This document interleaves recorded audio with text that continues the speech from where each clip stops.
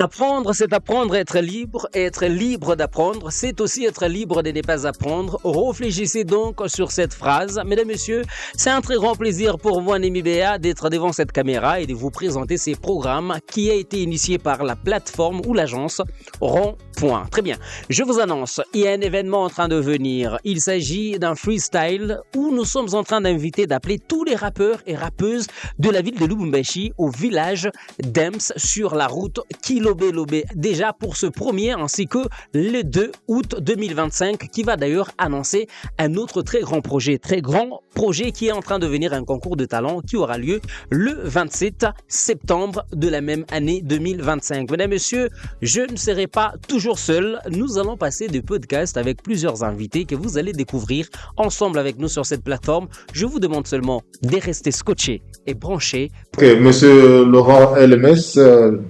ingénieur de son, entrepreneur, beaucoup de choses en fait dans ces domaines de multimédia.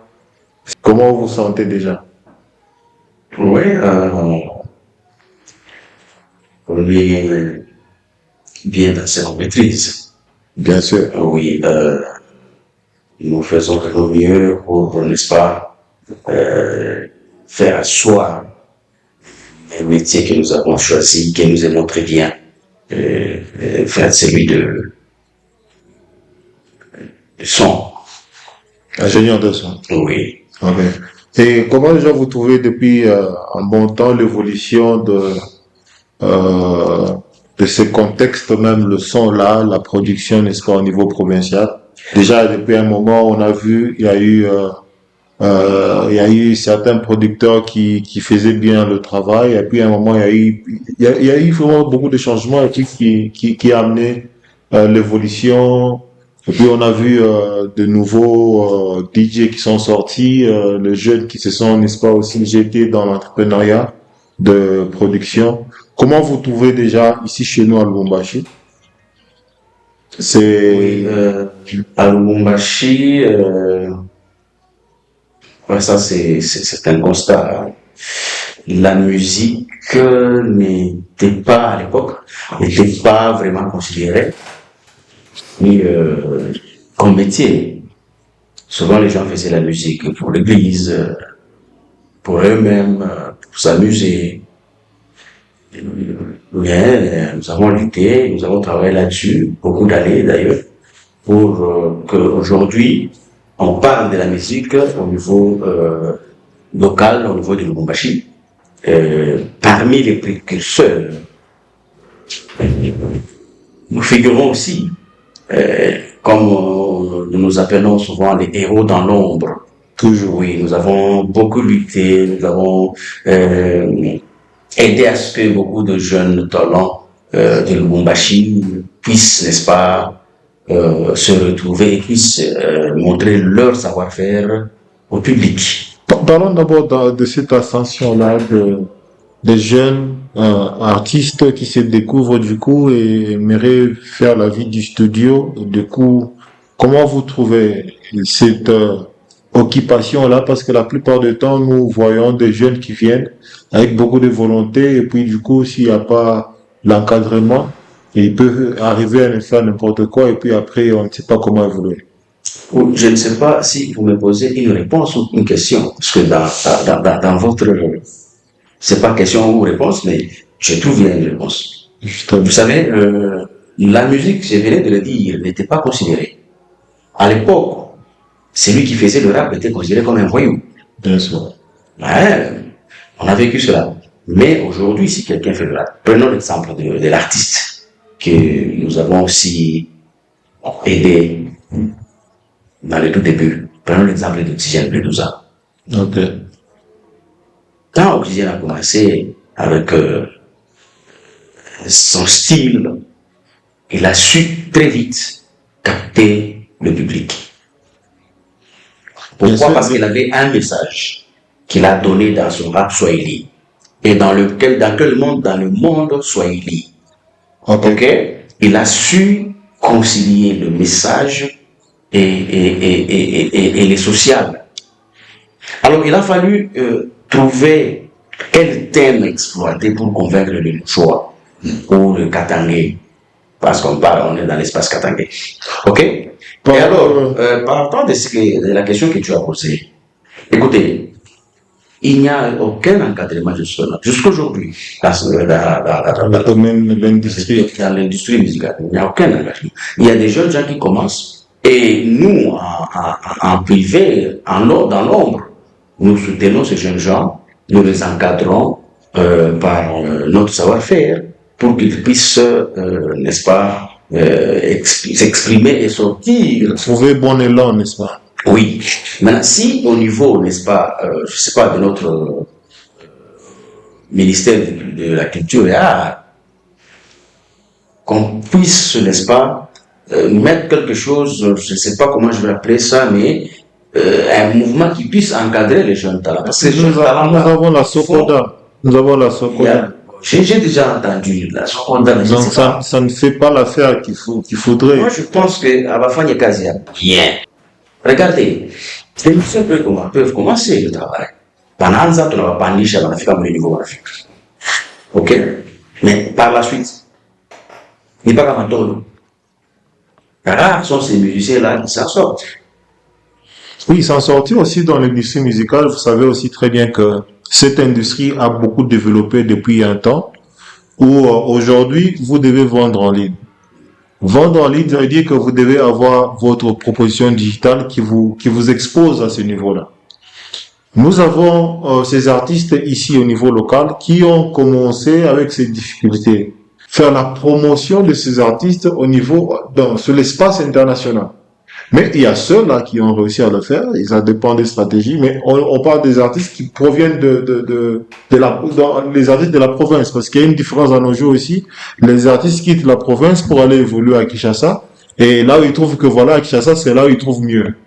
Alors, comment vous trouvez d'abord cet aspect des choses? Parce que nous avons beaucoup de frères que nous pouvons aujourd'hui témoigner qui sont partis à Kinshasa et c'est sûr, à partant à Kinshasa, là, c'est développé. Vous pouvez voir qu'il y a l'ascension, il y a cette liberté-là d'expression en termes de production, en termes aussi de créativité. Ils ont plus d'espace d'innover et de mettre les choses en place. Comment vous trouvez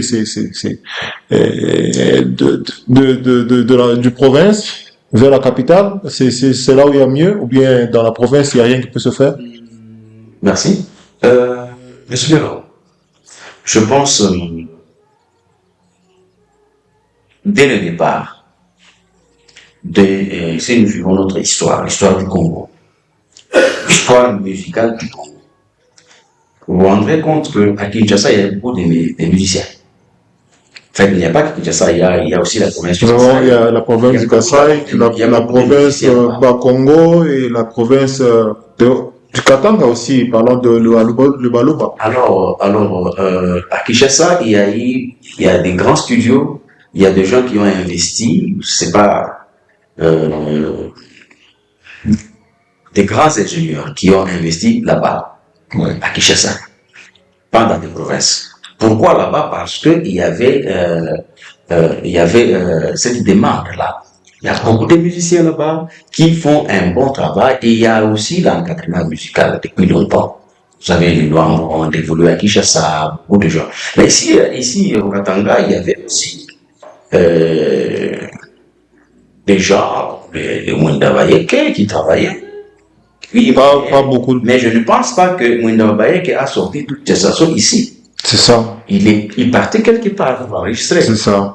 Alors, ici, comme je vous ai dit, c'est par manque de cet encadrement. Par exemple, ce que tu venais d'épingler tantôt là, la représentation graphique ou digitale des artistes. L'artiste n'a pas d'argent. D'abord, pour se payer un studio, pour se payer l'enregistrement dans un studio, il n'a pas d'argent. Et par ces petits efforts, papa, il sort un album pour un chant. Il n'est pas informaticien. Comment est-ce qu'il saura que voilà, il faut regarder en ligne, il faut tout ça pour vendre en ligne. Et puis pour vendre en ligne, notre pays n'est pas éligible. C'est beaucoup de plateformes. C'est aussi un frein. Ça surtout aussi, c'est quelque chose à signaler parce que Même sous le programme de monétisation YouTube, par exemple. il y a beaucoup de gymnastiques qui question pour toi de pouvoir installer, mais il y a des experts qui arrivent aujourd'hui d'installer. Est-ce que ça peut toujours rester une raison pour Bon, nous? je pense que on saisit l'opportunité. Quand les experts viennent, et il faut vite sauter sur l'occasion et se lancer. Et nous avons cette obligation-là de nous imprégner, de nous former encore davantage pour aider ces jeunes gens. Nous avons cette vision-là, hein, d'avoir un grand studio au niveau du Katanga, parce que nous avons la foi que le Katangais évolue. Ouais. Par exemple, à l'époque, on ne consommait pas dans nos fêtes, on ne consommait pas la musique locale. Mais aujourd'hui, partout, c'est Kanyera, c'est Mredouza, c'est Nyandoro, c'est Lomani, c'est Chumani. Vous voyez, on consomme local. Mais quelque part, c'est vrai, ingénieur, vous avez cité les artistes qui font un bon temps. Bachi, les artistes qui ont fait vraiment preuve de leur savoir-faire, n'est-ce pas, dans la société, chez nous ici. Je voulais juste un peu revenir un peu en arrière. C'est presque les mêmes artistes qui sont sur le front.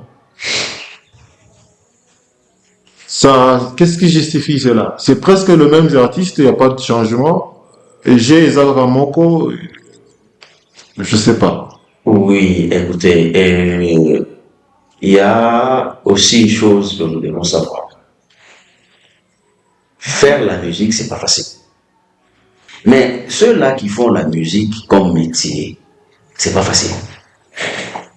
Alors, ceux-là qui, on en a l'air de Shirika, parce qu'ils ont fait Donnez-nous un peu de l'art. Donnez-nous un peu les détails là, de ceux-là qui font la musique comme métier. Quels sont le préalable qu'on pouvait retenir s'il faudrait... Écoutez, vous voyez, faire la musique comme métier, ça veut dire, je quitte chez moi, je vais travailler ou à un endroit où nous sommes dit, voilà, c'est ici notre QG. On arrive, un endroit de répétition, lieu de répétition, on de rencontre avec le monsieur, on travaille, et il y a toute une organisation. Il y a celui qui est chargé des relations publiques, il y a le secrétaire, il y a tout un bureau. Une structure bien élaborée pour ça. Si quelqu'un entre dans ça, c'est le travail. C'est ce qu'ils font les clients et que les gens ne savent pas. Ici à Lubumbashi. Il faut commencer la musique aujourd'hui, il faut être comme Ferré. Mais Ferré a toute une industrie, ou toute une entreprise. Ok? Mais ici, le peu d'artistes que nous connaissons ici à Lubumbashi, ils tentent aussi de faire ça. Ou du moins, ils les font déjà. Mais il y a, dans ce sens-là. Mais les opportunités des artistes que nous avons à Lubumbashi, on ne peut pas comparer avec l'opportunité de prestations, n'est-ce pas, que dans la province. Nous pouvons voir les artistes sont beaucoup plus mobilisés quand ce sont des temps. Par exemple, maintenant que nous sommes au mois de juillet, jusqu'au mois d'août, mois de septembre, et encore plus, on va revenir avec eux, ce sera au mois de décembre, où là, il y a des festivités. Il n'y a pas assez de temps, de calendrier qui peuvent, n'est-ce pas, développer. Et nous pouvons aussi constater, il y a eu ce festival international de musique qui s'est produit, n'est-ce pas, à Kinshasa, où on a vu la prestation de Fali Ipupa, on a vu la prestation de Enos Big, Azmawet et le reste. Mais à Lubumbashi, il n'y a rien. Il n'y a rien. Voilà, vous savez, il y a beaucoup à faire dans l'industrie musicale ici à Lubumbashi. Et déjà au Katanga. Donc, vous savez, je le disais tantôt, il faudrait que nous ayons aussi l'appui de l'État. Prenons par exemple, nous avons combien de bâtiments ici, ou bien combien de salles ici à Lubumbashi qui peuvent vraiment répondre aux normes musicales et pour la prestation des artistes. Il y en a beaucoup. Non, moi, je sais qu'il y a seulement une seule salle.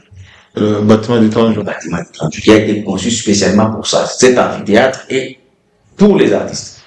Oui, Mais ailleurs, ici, il y a des salles de fête polyvalentes, oui.